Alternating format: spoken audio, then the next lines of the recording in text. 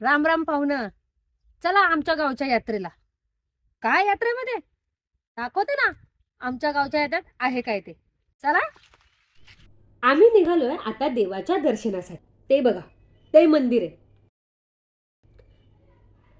आणि इथे आमचे सल्लू आणि शाहरुख आमची कधीपासून वाट बघतायत आणि साहेबांची फरमाईश आली आहे फोटो काढण्याची.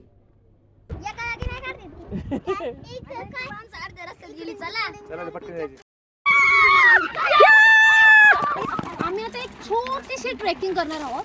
आता आमचा देव खरं तर बघा तिकडे तेवढा लांब आहे आणि तेवढं लांब आम्हाला जायचं.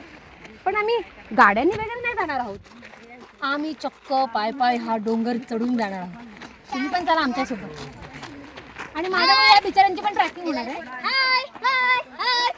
चला, सगळे उत्सुक मंडळी आहेत आपल्यासोबत, तर त्यांच्यासोबत आपण जाऊया. हा आमचा दादा आहे. आता हा आम्हाला रोड दाखवणार आहे, कारण की आम्हाला जायचं त्या मंदिरामध्ये जिथे आमचा भैरवनाथ बसलेला आहे. आता आपण जाऊया, पण दादा दाखवणार आहे आम्हाला मार्ग, तर आम्ही आता दादाला फॉलो करतो. चल दादा.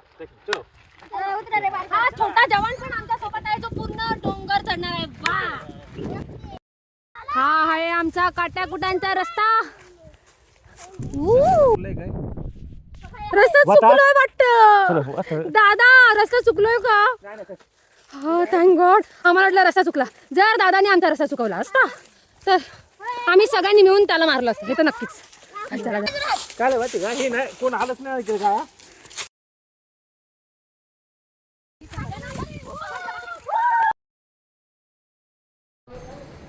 शहरात मेडिटेशनसाठी आपण हजारो रुपये खर्च करतो, पण इकडे एकदा येऊन तर बघा. खऱ्या मेडिटेशनचा अर्थ तुम्हाला कळेल. मजा येते. खूप मजा येते. पण हाते आम्हाला पण अरे गवताला पकडा जाशी मुंडीच्या गाठाव.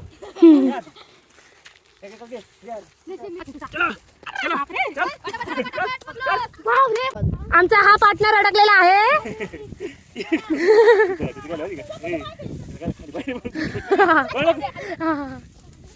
आमचा हा पार्टनर अडकलेला आहे. खूप शायनिंगने जात होता पुढे. सल्लूची शायनिंगच गेली. पुढच्या भागात तुम्हाला कळेल की नक्की डोंगरावर होतं काय ते. पाहुणं, पुढचा भाग बघायला विसरू नका.